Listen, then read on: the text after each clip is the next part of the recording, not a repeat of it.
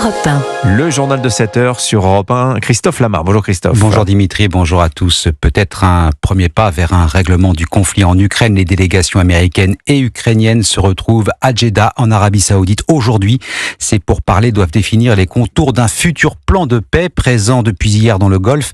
Le président ukrainien Volodymyr Zelensky n'est pas arrivé les mains vides. Wilfried de Villers, il propose un cessez-le-feu aérien et maritime dans un premier temps. Oui, c'est l'une des propositions ukrainiennes, saluée d'ailleurs comme prometteuse par le chef de la diplomatie américaine. Marco Rubio évoque même une concession nécessaire et c'est bien de cela qu'il s'agit pour Kiev, faire preuve de bonne volonté avant ce rendez-vous diplomatique. Cyril Brett est géopolitologue, chercheur à l'Institut Montaigne. C'est vraiment un objectif défensif de montrer que l'Ukraine n'est pas un va-t-en-guerre et que l'Ukraine est prête, sous la conduite des États-Unis, à chercher un cessez-le-feu, puis une armistice, puis un traité de paix. De ces discussions à venir, Kiev espère négocier une reprise de l'aide militaire américaine, notamment en termes de renseignement, mais il va falloir se plier à certaines exigences des États-Unis. Cyril Brett. Par exemple, s'asseoir avec une délégation russe à la même table, se mettre d'accord sur un calendrier de discussion, accepter des missions d'interposition de la part des Européens. Ce qui va d'abord être testé par les autorités américaines, ça va être des concessions sur la forme. Autre grand sujet aujourd'hui, l'accord sur les minerais rares qui n'a toujours pas été conclu. Donald Trump veut en tirer des revenus pour rembourser l'aide américaine à l'Ukraine. Quant à la Russie, aucune rencontre n'est prévue cette semaine avec les États-Unis. Wilfried de Villers pour parler entre Américains et Ukrainiens exclusivement, en l'absence donc de Moscou. La Russie cible d'une attaque massive de drones attribuée à l'Ukraine. Près de 340 engins signalés cette nuit dans le ciel russe, dont une centaine au-dessus de Moscou. Du jamais vu depuis 3 ans. Bilan, 1 mort, 3 blessés selon les Russes. Terrible bilan humain également en Syrie après les affrontements ce week-end entre loyalistes pro-Bachar al-Assad et les islamistes du président par intérim Ahmad al-Sharai. Bilan effroyable. Plus de 1000 morts, la plupart issus de la communauté alawite. Exécution sommaire selon l'Observatoire syrien des droits de l'homme. Opération de maintien de l'ordre terminée, affirme le ministère de l'Intérieur. Les islamistes du HTC, officiellement dissous depuis leur arrivée au pouvoir, sont fortement soupçonnés d'être derrière ces assassinats de masse. Condamnation de la France. Quant à la question sur les moyens de mettre fin à ces massacres, le ministre des Affaires étrangères, Jean-Noël Barrot, est apparu quelque peu embarrassé. La France a exprimé ses attentes, celles que la transition politique amorcée en Syrie donne toute leur place à l'ensemble des Syriennes et des Syriens dans une citoyenneté retrouvée et unifiée et dans un pays pacifié, débarrassé de la violence et débarrassé du terrorisme. Le ministre des Affaires étrangères Jean-Noël Barrot, le gouvernement accusé avec lui d'avoir été quelque peu naïf, Alexis de la Fontaine.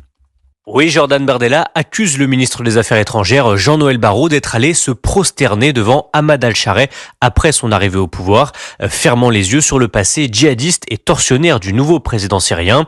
L'autre reproche majeur, c'est l'invitation à l'Elysée lancée par Emmanuel Macron à son homologue syrien, une erreur selon le député RN Laurent Jacobelli. La diplomatie du président de la République et du gouvernement en général va d'échec en échec.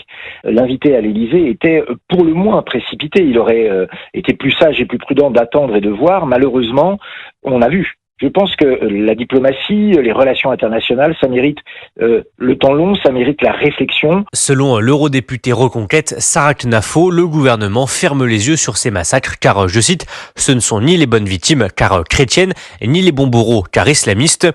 Au-delà de la classe politique, l'ancien Premier ministre François Fillon alerte sur la gravité de la situation et appelle Emmanuel Macron à faire pression dorénavant sur le président syrien pour stopper ces massacres. Alexis de la Fontaine du service politique d'Europe 1. Le pape François va mieux. Le dernier bulletin de santé du Vatican confirme une amélioration. Le souverain pontife pourrait quitter l'hôpital dans les prochains jours. Antonino Gallofaro. Oui, comme le confirment les analyses du sang et la réponse positive du pape au traitement médicamenteux, thérapie que le pontife doit continuer à suivre encore à l'hôpital, vu combien le tableau clinique est complexe. François a en effet été hospitalisé il y a plus de 3 semaines maintenant pour une pneumonie bilatérale, c'est-à-dire aux 2 poumons. Donc si ces médecins ont décidé de lever le pronostic vital, eh bien, ils ne se sont pas encore prononcés sur un possible retour au Vatican.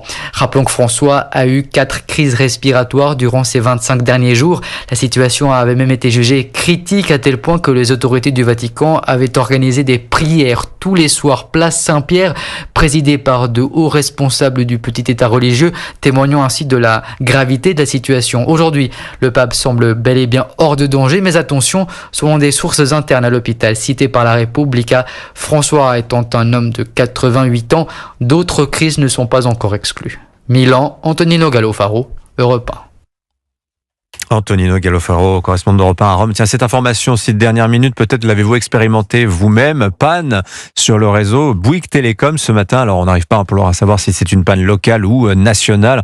On vous donnera plus d'informations dans les prochaines minutes. Venons-en à l'affaire Evaël et le procès de cette enseignante qui s'est ouvert hier à Pontoise. Cette professeure de français accusée de harcèlement moral sur l'adolescente et 2 autres élèves. Evaël, souffre-douleur de ses camarades, avait fini par se suicider par pendaison en juin 2019 à l'âge de 11 ans. Première journée d'audience consacrée au profil de la prévenue et au premier témoignage, Alexis de la Fléchère. Oui, à la barre, face à la cour, le père d'Evaël a pris notamment la parole et pour lui, l'enseignante est bien à l'origine du harcèlement de sa fille. À partir du moment où des collégiens voient qu'un professeur s'acharne sur un élève, ils se disent « on peut faire pareil », a-t-il déclaré. Le principal de l'établissement a lui aussi été entendu et sa version a évolué. Il a été plus compréhensif, ce qui a provoqué la satisfaction de l'avocate des parents d'Evaël.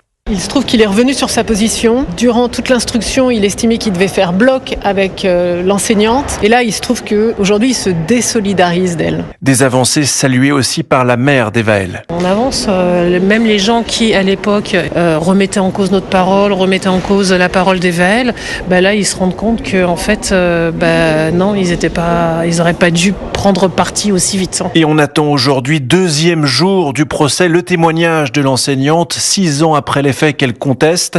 Elle risque dans cette affaire 2 ans de prison et 100 000 € d'amende. Alexis de la Fléchère.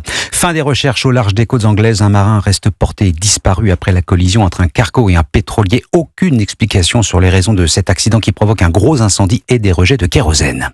Et puis le football, le PSG croit possible l'exploit ce soir face à Liverpool. 8e de finale retour de la Ligue des Champions à Anfield, battu 1-0 mercredi dernier. Malgré un très bon match, le PSG peut effectivement décrocher sa qualification pour les quarts. Match à suivre à partir de 21h en direct sur Canal+.